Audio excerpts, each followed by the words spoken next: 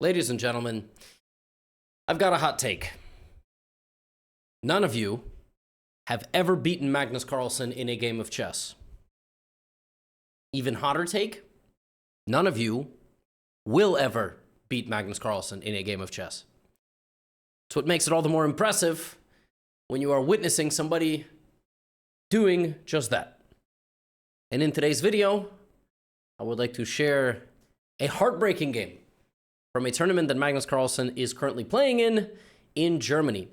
He started this tournament by winning every single game. This was his 7th round. He was playing the second place person named Parham Maksudlu from Iran. And at the end of the game, Parham sat back in his chair, absolutely stunned as Magnus extended his hand for the end of game handshake. Parham was devastated. He was beside himself. It took him like 10 minutes to adjust to the situation, and I'm going to show you exactly what happened. Absolutely brutal, but a great fighting game and a very interesting game.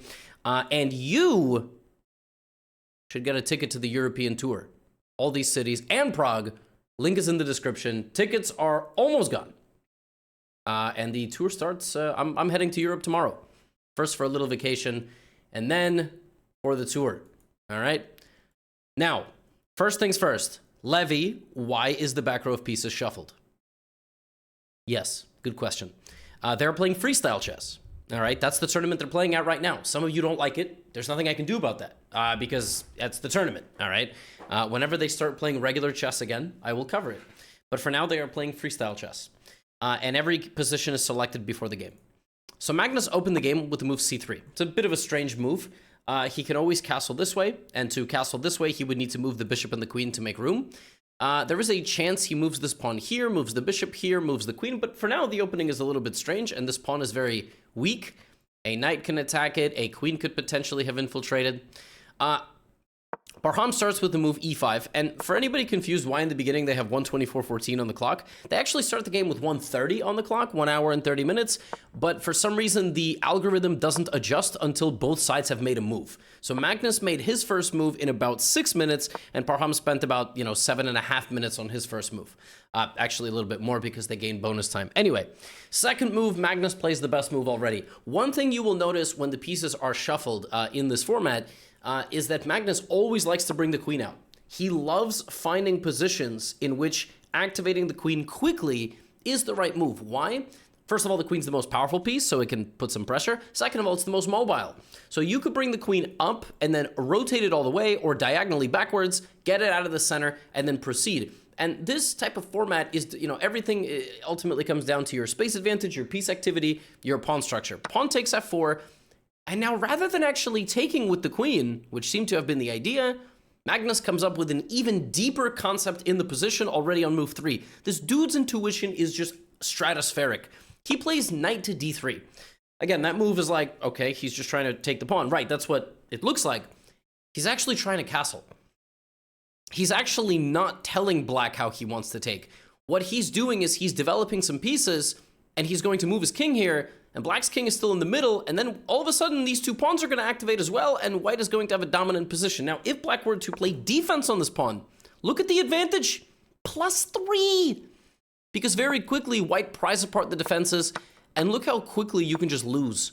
The rook is just trapped. It's game over. So Parham can't defend himself. He has to play c6. He also tries to activate the bishop. Now, obviously, Magnus can't take with the queen, but he castles. And so here, Parham plays a move, which Magnus himself, who analyzed this game, he evaluated this as a bad move. Parham played very natural, pawn 2, d5, expanding in the center of the board. And the advantage went from nearly equal, 0.0, 0.1, to plus 1.4 for black. For white, I'm sorry. Why? One pawn push gives white a 1.5 pawn advantage. That's crazy. How is that possible? Well, Magnus said, in this format of freestyle chess, when you have two pawns like this in the center, these absent-minded moves like d5 and e5, which in traditional chess playing for the center is considered very good, they actually weaken a lot more than you think. The complex behind it is not as simple to defend as you would think. The best move here for black was knight d6, And then if white takes, actually the best move for black was to castle, was to create total symmetry with white. All right. Now, in a chase for imbalance and an asymmetrical position, we get this. And from the opening, Magnus is better. He finished up his plan of getting out the queen. Now the queen can go that way or back or all the way to the left side of the board or forward, right? But also he's going to put some very, very quick pressure on the black position. Now here, he doesn't play the best move according to the computer, and pretty soon we're going to have a totally insane game breakout. The computer really likes knight c5, because if b6, you go after the bishop. And the computer really likes getting rid of the dark squared bishop for black, because that leaves white with the dominant one, and then white will very quickly expand everything. Instead, Magnus puts his bishop on c5 instead of this knight, putting some pressure. His idea was that if black plays b6, he plays like knight d4, attacking, knight b4, attacking the pawn. And then if something like this, you see, in this goofy setup, you can very easily generate a lot of weaknesses for the opponent. Now the opponent might have to move the king, because this pawn needs protection, so king f8, now black can't castle, right? Now black just can't castle. So in the game, we get bishop c5, knight b6, knight d4, and it's very clear Magnus has done everything right. Look at this. He is swarming Parham early. Only 9 moves have gone by. Magnus is already throwing haymakers. He's throwing them to the body. He's throwing them to the head. Parham is ducking. Like, yeah, full-on fist fight has broken out at a chess tournament, right? Parham plays f6, and he's basically baiting Magnus forward. He's like, Magnus, take the pawn. I'm going to take, you're going to take again, and then you're going to win my rook, not the queen. So you're going to get 2 pawns and a rook, and I'm going to get 2 knights, but I'm going to extinguish 2 of your most active pieces, and I'm going to have an interesting position after that. So that's exactly what happens. Knight takes c6, b takes c6, knight takes c6. Magnus gets 2 pawns for the knight, but he's immediately going to cash back on his investment. And on top of that, he is going to... He's going to be picking up some other weaknesses in the position.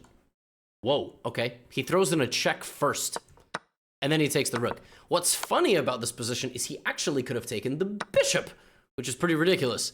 The point is that f6 hangs, so the rook is always trapped, but if there is knight a6, then you chase down the knight, then I play queen f6, queen a6, and queen h8, and apparently white is doing very well. But in the game, that doesn't happen. We get a very simple game. We get this position. Okay, let's do a quick pause here. This is, again, very crazy position. 1, 2, 3, 4, 5. Magnus, meanwhile, has 7 pawns. Magnus up 2 pawns. Both guys have bishops. Black has 2 extra knights.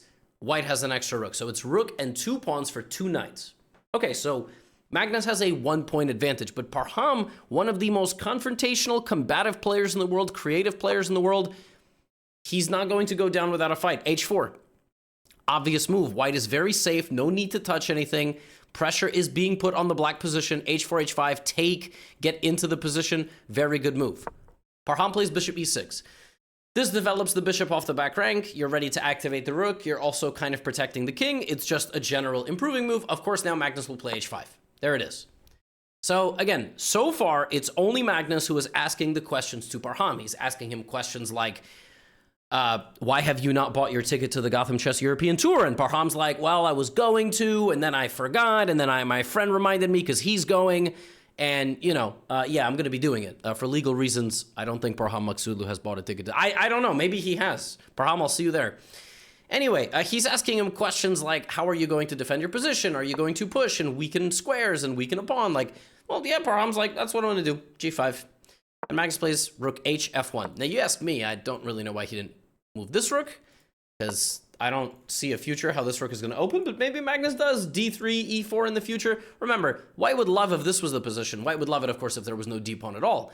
But okay, knight c4, queen f2, and it seems like Parham is playing directly into Magnus's plan. The thing about this position for white is the king is completely safe, and black doesn't have enough pawns. In chess, if you would like to start an attack on the other guy, you can pick up a blunt weapon and hit them with it. But if you would like to not go to jail, you can use your pawns, okay? Pawns are a very good way to begin an attack. It's very difficult to deal with them. There are so many, right? They're also worth the least. Like, the knight's not going to do anything. Or is it? Or is it? How does white defend against this? Whoa, it's getting crazy now. Parham down to 10.5 minutes versus 34 for Magnus. How do you defend this? How do you defend the bishop? Also, the queen is coming. The best move here for white is to play the energetic e4. Ignore everything, rip open the position. Magnus doesn't play it. He doesn't play it, and now the game gets really complicated. So again, the best move here was e4. Just give up the b2 pawn completely, give up the rook. Black would go here, you would attack with the queen, black would go king c8, bishop f5 check, king b7, the king runs away, and now white has bishop e7 removing the defense of this. This is what white had to find. And it's still not over, by the way. Instead of that, Magnus goes bishop f5 because he's like, well, my king needs breathing room, and I'm going to remove a critical defender of the black king. Now, knight takes c5 here is the best move. So Parham doesn't play the best move right back. He played bishop f4 in the game. What Parham should have played is, I know it's a little bit complicated to follow along things that didn't happen. This did not happen, but it could have. Knight takes c5, queen takes c5, and now queen b6, trading down the queens like this because in the long run, pay attention, in the long run, the rook is worse than the knight and the bishop. When you have a position with a rook for two pieces, very often the two pieces are triumphant, particularly in the endgame. Does that make sense? Because this rook's not going to do a damn thing, and these pieces will do a damn thing. They're actually going to do a lot of stuff, right? Parham needed to play knight takes c5, queen b6. I'm very curious what Magnus had planned in that position. In the game, though, Parham plays bishop f4, putting some pressure all over white's king. Magnus plays queen d4. See, again, not a move blessed by the engine. The engine just said, g3, dude, just like go all in, g3, bishop f5, g4. I mean, it looks like white's king has absolutely no survival here in the future, but you do survive, apparently. You just give up the pawn. Crazy position. Parham really taking the fight to the world number one. Queen d4, threatening queen takes d5 because of the pin. This is also a full bishop sacrifice. But not quite, because you're going to go queen d5. Still knight takes c5, by the way, is the best move. But Parham goes king c6. Oh my goodness. King c6 is ridiculous. The king is now attacking the bishop with the knight and getting out of the way over here. You still could have played knight c5, by the way. And after queen takes d5, knight to d6. Queen here, knight f5. I don't know what Parham saw here that he didn't like. Maybe it was e3. And now after bishop e5, there's d4, and there's just an avalanche coming down the board. Yeah, this is scary stuff. Here, here, here. You might even sack the rook here. I mean, this is not easy. Black's king is in the middle, e4, e5 incoming, rook f1, like, dangerous position. Parham plays king c6, absolutely gangster move. Look at this, there's just pieces standing around all over the place. What do you play here with white? That's a free bishop, but if you take that bishop, knight takes c5 comes in, then the bishop is hanging, then the b file opens for the queen. What does Magnus do? Does he sack his own rook to get rid of the pressure? Okay, for now he takes the bishop, which means that Parham responds by capturing a bishop as well. This is hanging. What do you do here with white? If you play a lazy move, black will very quickly generate counterplay against your king. Also, queen to a5 is a problem. What do you play? He plays rook takes f4. He does sacrifice his rook. Oh my goodness. But I think he's foreseen a combination. Because after pawn takes f4, black has lost a level of defense in the position. And now bishop takes d5. Oh my goodness. The king is stripped of all defenses here. Black takes. Magnus takes on f6. You come back to defend yourself. Queen takes h8. Okay, recap. No, actually, before we recap, queen takes a2. I mean, this looks like something that from a distance you have simply blundered. It looks like back here you were like, wait a minute, forcing moves, right? Checks, captures, threats. Well, I want to go bishop d5, queen f6. But this is actually dangerous because the bishop is going to survive. Oh, I got it. I'm going to sack my rook first, and then I'm going to do this. Look at me, I'm so smart. It's a fork at the end. Boom, I'm winning. Why am I winning? I have like 4 extra pawns. I have 7 pawns with white. Black only has 3. I'm almost up all the pawns. But you just forgot. You forgot about the move of counterplay. You forgot queen takes a2. Oh my God, I'm going to lose. Oh, what have I done? And the worst part about this position is you barely have a check. This is the only check you have. Like, the first thing you do here is you go, oh my God, I'm going to get mated. Oh, I'm mated. Most of us think a queen is that close to our king, game is over. Not so fast. You have to have a very good nervous system here. You have to make sure there are no ways to coordinate the knights. Magnus had all of this planned. By the way, queen a8 check looks like a good move. It's not. It is a terrible move. Because now you have no checks. And now, not only do you not have a check, you don't have a useful square for the queen. If you go back, knight c4, queen b2 is an unstoppable mate. You can take a pawn with check, king here, you can bring the queen back, but in comes knight b3, king c2, knight a3. Look at this. If you lose a game like this, it's time to leave the tournament. It's time to leave the tournament. Take the metro, take a bike, walk, car, whatever, private plane, I don't know. Just get out of the tournament. So this comes in, and this leads to a completely new phase of this game. Now it is total chaos. Magnus plays d4. He moves a center pawn on the 25th move, just like we are taught. This move forces black to make a move. If black plays knight c4 here looking for checkmate, you see that it doesn't work. Queen c8. And now's the problem. If the king goes here, the rook gets in the game with a check. If the king goes there, you take with the queen. And then you'll save the mate. So d4 forces this knight to move.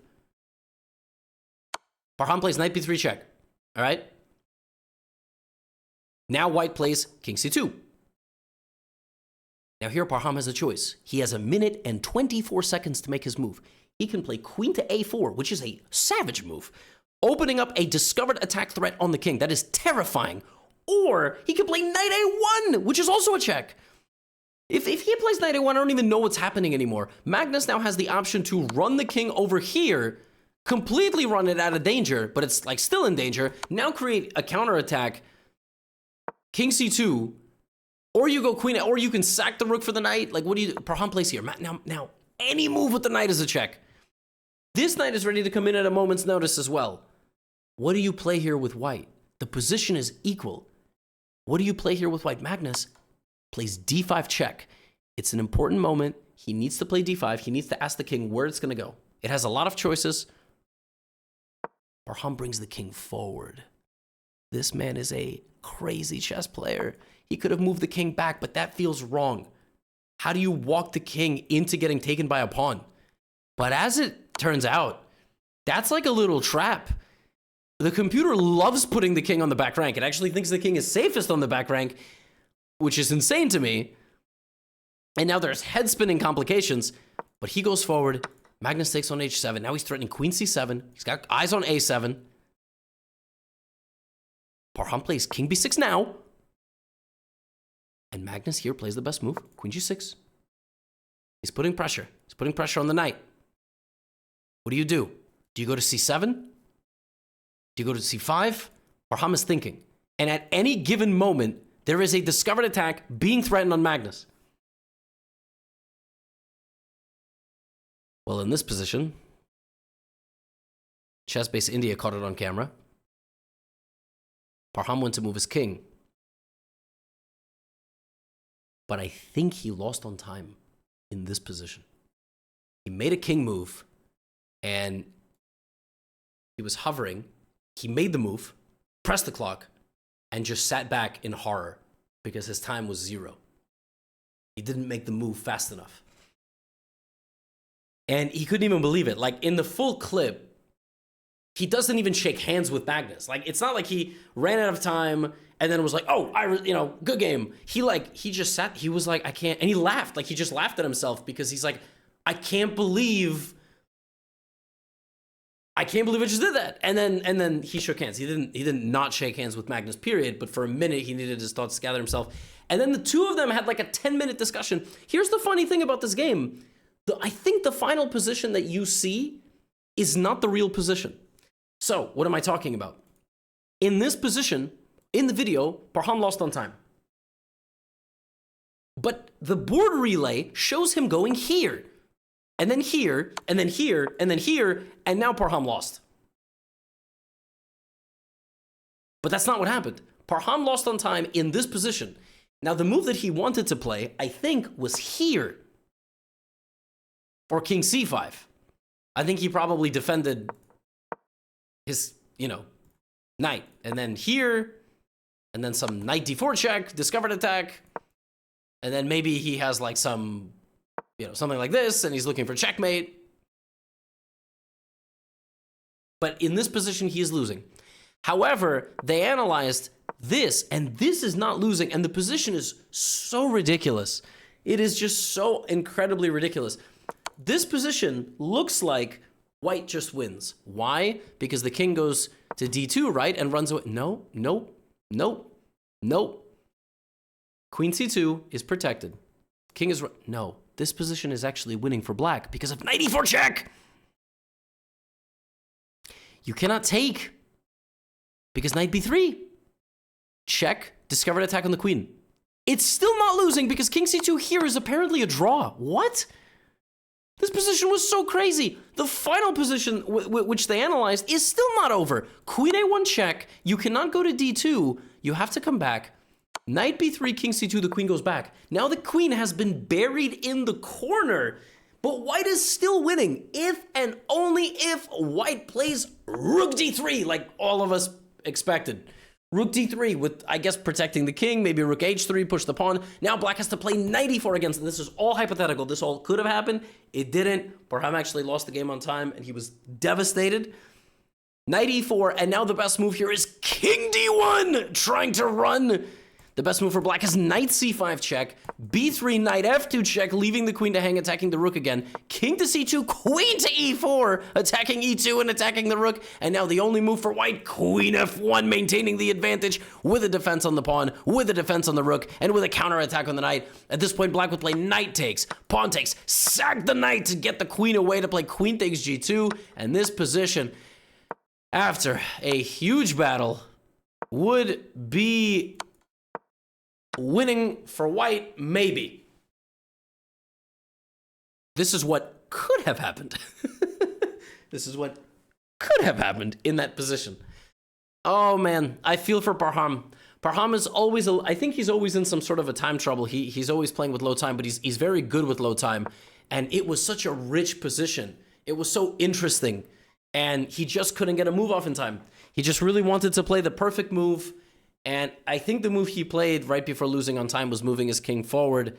Yeah, absolutely got it. The feeling of almost beating Magnus Carlsen, you got this massive attack on his king, is a complex game, and then you lose on time. And that's it. There's nothing you can do.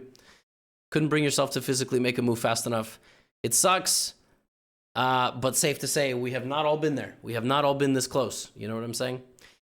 With this win, Magnus advanced to 7 out of 7, and he is looking to pull off the incredible feat of winning every single game of this tournament.